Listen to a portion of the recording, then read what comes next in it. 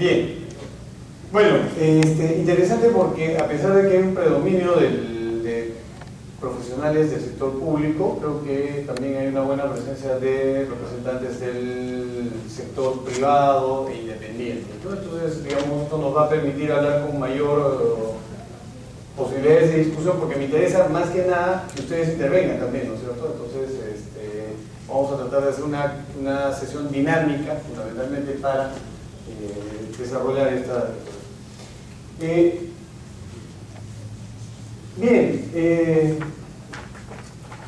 ante todo habría que, estamos para hablar acá del arbitraje en lo que es contrataciones del Estado, ¿verdad? Entonces, para esto lo primero que tendríamos que señalar es de qué o cómo se hace la contratación pública.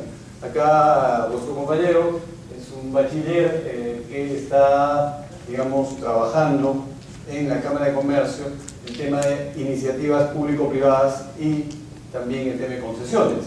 Entonces, cuando hablamos de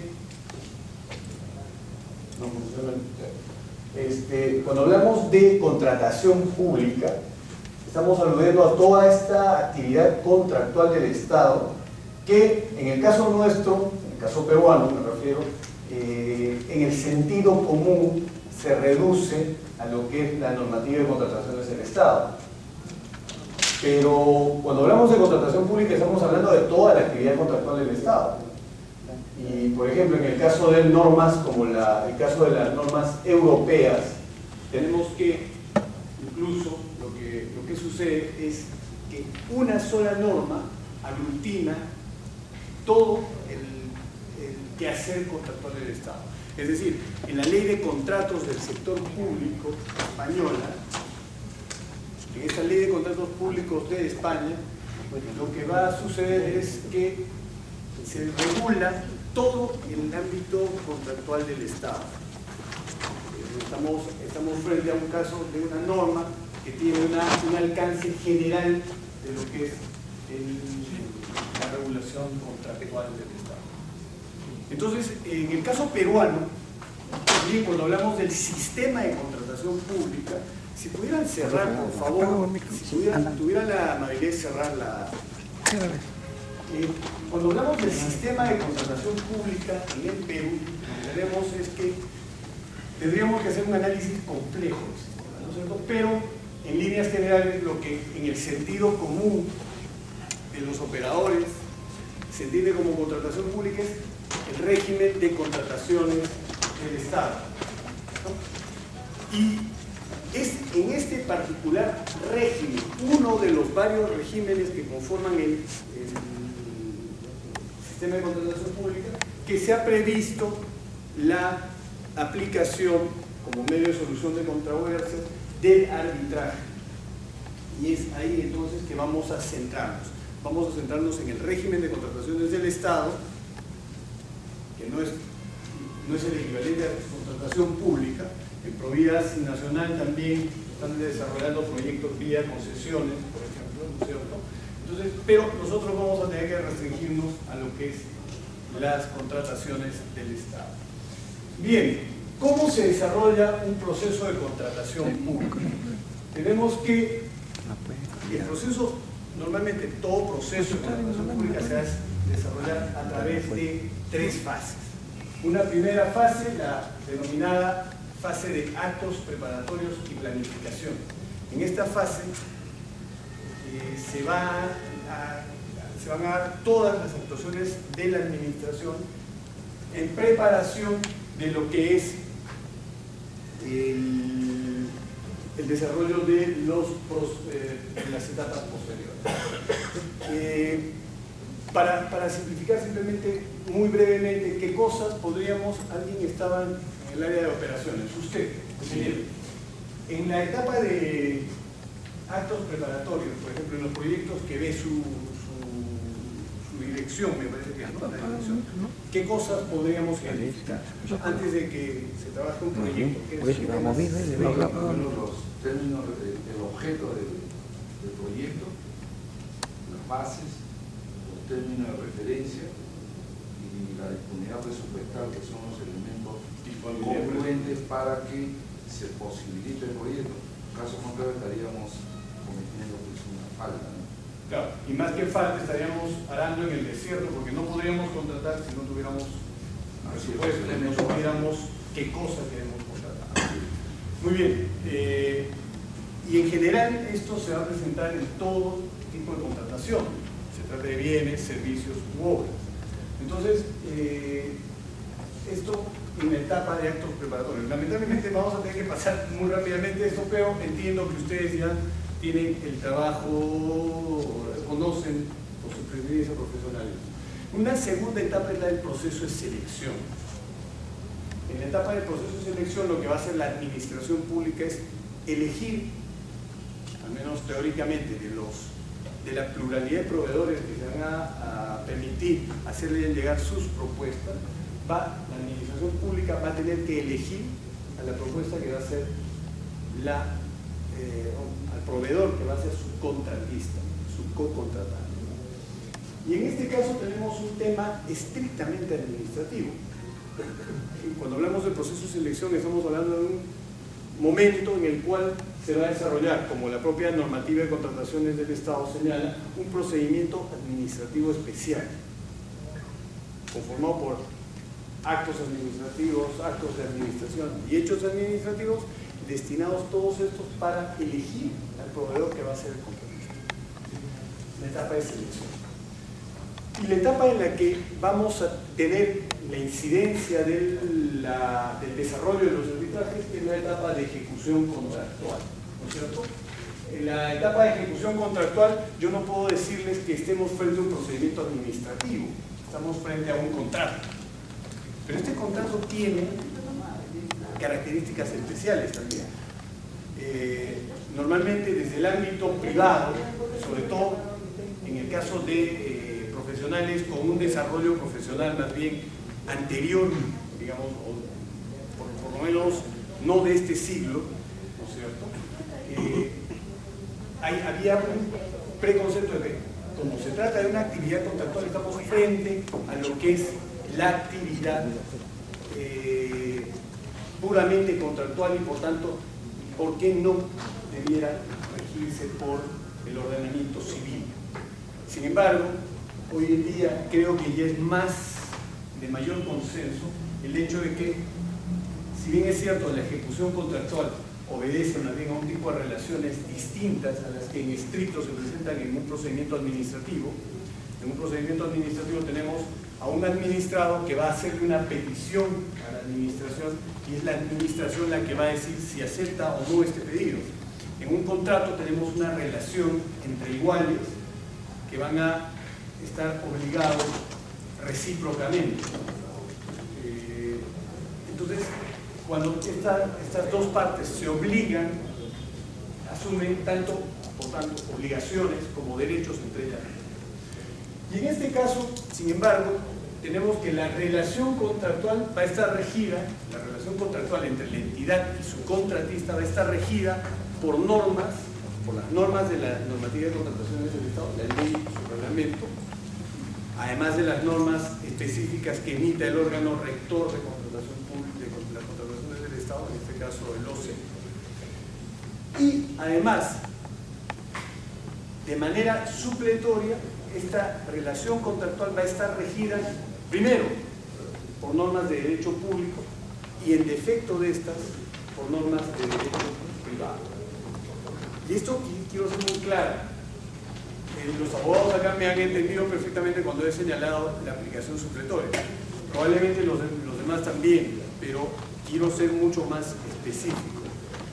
¿Qué significa esto? En primer orden se van a aplicar a esa actividad contractual, a esa relación contractual, las normas de la ley y su reglamento, las normas que emite el OCE en desarrollo de estas mismas, y en defecto, es decir, cuando no haya una norma específica que regule un supuesto determinado, se van a aplicar primero, y en ese orden estricto, normas de derecho público y solo residualmente normas de derecho privado. Es decir, si a ustedes les interesa el desarrollo del trabajo arbitral, por ejemplo, ustedes deberían tener plena conciencia de esta disposición que no se me ocurre a mí, está planteada en la norma de contrataciones del Estado. Esta prelación de normas la pueden encontrar ustedes en el artículo 52 de la ley, por ahí otro artículo que no recuerdo en este momento, pero en lo que compete al arbitraje es el artículo 52. Entonces, hay una prevalencia de normas en la aplicación de las mismas, ¿no? Primero, las normas especiales, la ley, su reglamento, y luego de estas, las normas de derecho público. ¿Qué normas de derecho público? Bueno, ahí tendremos que explorar en lo que es el derecho público. Solo si no se encuentran normas aplicables en el derecho público, vamos a poder recurrir al derecho privado, es decir, el Código Civil. Perdón. Sí. Entonces, la duda que habría planteado el profesor que lo antecedió, el doctor Herrera, y una duda que lo he escuchado también en otras conferencias relacionadas, por ejemplo, a los plazos de caducidad, que es distinto al que señala el reglamento, con los plazos de caducidad que señala el Código Civil, no existiría. En todo caso, la norma que debe aplicarse es la norma del reglamento. No, ahí tenemos un problema dentro de lo que son las propias normas de contrataciones del Estado. La ley establece un plazo, el reglamento establece plazos especiales, ¿correcto? O sea, la ley lo que establece en cuanto al plazo de caducidad, que lo vamos a ver si nos alcanza el tiempo en un rato, establece un plazo amplio, que es el plazo desde la suscripción o perfeccionamiento del contrato y hasta antes de que este culmine. O sea, es todo ese tiempo durante el cual ese es el plazo establecido en la ley. Sin embargo, la propia ley establece también que estos plazos serán precisados, o el desarrollo del tema del arbitraje será desarrollado en el reglamento. Y para dejarlo entonces aclarado, en un posible, probable conflicto de una norma contenida en el reglamento con una norma de derecho, digamos, público o de derecho privado, pero que sea ley de más alto rango, según su criterio va a primar lo del reglamento. Ah, correcto. Ojo. Lo que estoy diciendo es que prevalecen las normas especiales, es decir, la ley de contrataciones, su reglamento, normas de desarrollo de estas dos a nivel de directivas, ¿no? Y si no hay en estas una norma de aplicación específica, tendremos que recurrir a otras normas de derecho público y de derecho civil. A ver, lo que usted está planteando, solo si no hay.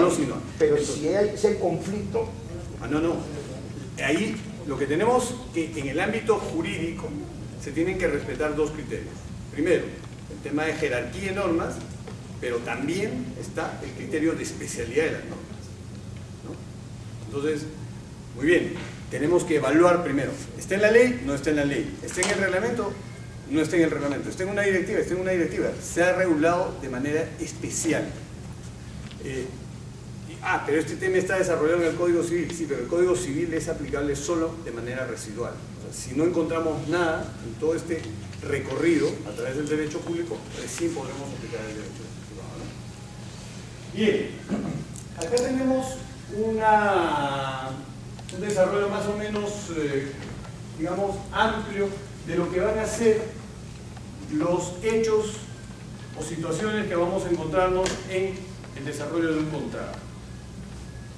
Tenemos, por ejemplo, que el contrato se inicia con el perfeccionamiento del mismo, ¿no? Perfeccionamiento del contrato, y va a culminar, sea con la conformidad y el pago en el contrato, o la liquidación y el pago en el caso de contratos de obra.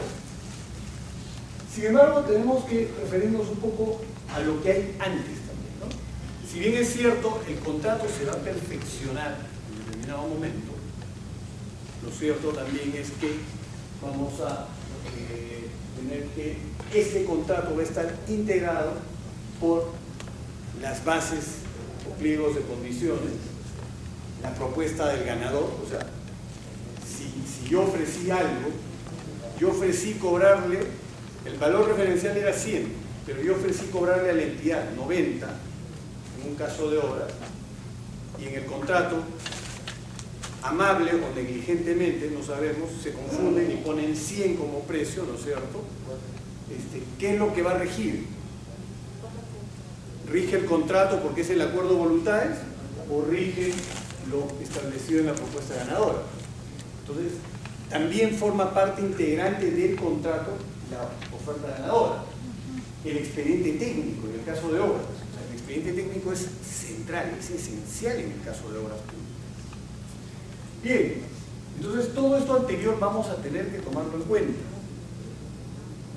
Todo lo que sucedió en las etapas anteriores, proceso de selección y actos preparatorios, va a tener que tomarse en cuenta. ¿Qué cosas encontramos entonces durante la ejecución del contrato?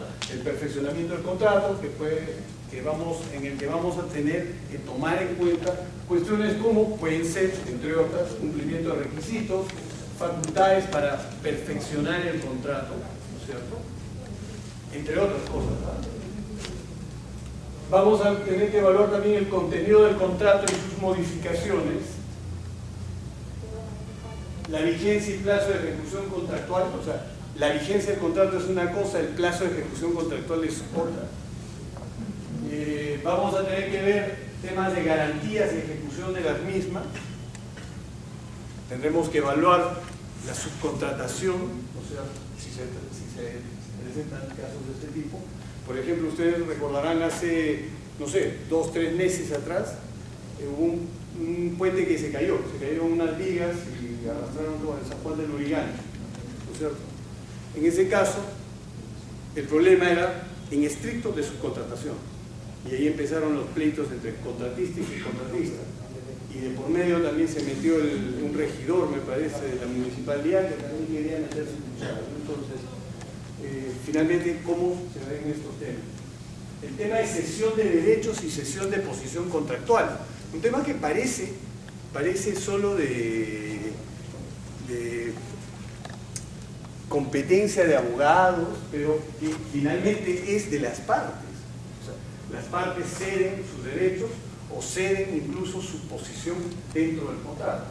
La ampliación de plazos y prestaciones adicionales, la intervención económica en el caso de un contrato de obras, la inejecución de obligaciones y las penalidades que pueden aplicarse por esto. En el caso de inejecución de obligaciones podemos hablar de inejecución total de las obligaciones, podemos hablar de ejecución parcial, de ejecución tardía, de ejecución defectuosa, podemos hablar de la resolución del contrato, podemos hablar de la nulidad de oficio y otras nulidades del contrato, podemos hablar de la invalidez del contrato, de la eficacia del contrato, de la inexistencia del contrato. Al menos eso es lo que dicen las normas. Entonces podría suscitarse una controversia respecto a ¿existe o no existe el contrato? ¿Es eficaz? ¿Es válido? ¿Es nulo? Y la culminación del contrato también, ¿no es cierto? Pero además, y esto hay que tenerlo muy en cuenta, porque el arbitraje nace o se va a generar a partir de justamente un convenio arbitral. Y este convenio arbitral normalmente está incluido en el contrato. Entonces, en el caso de este convenio arbitral, este va a tener a través de este convenio arbitral, las partes lo que han hecho es excluir determinadas controversias de lo que es el ámbito de competencia de la jurisdicción ordinaria, que es la jurisdicción judicial. Entonces, adelante.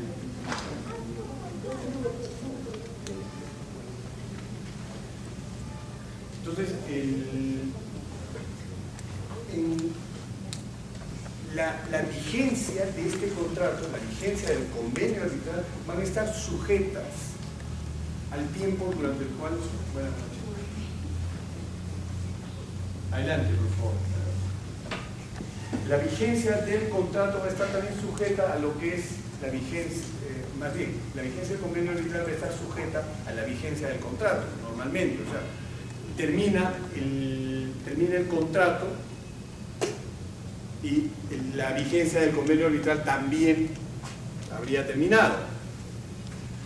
Sin embargo,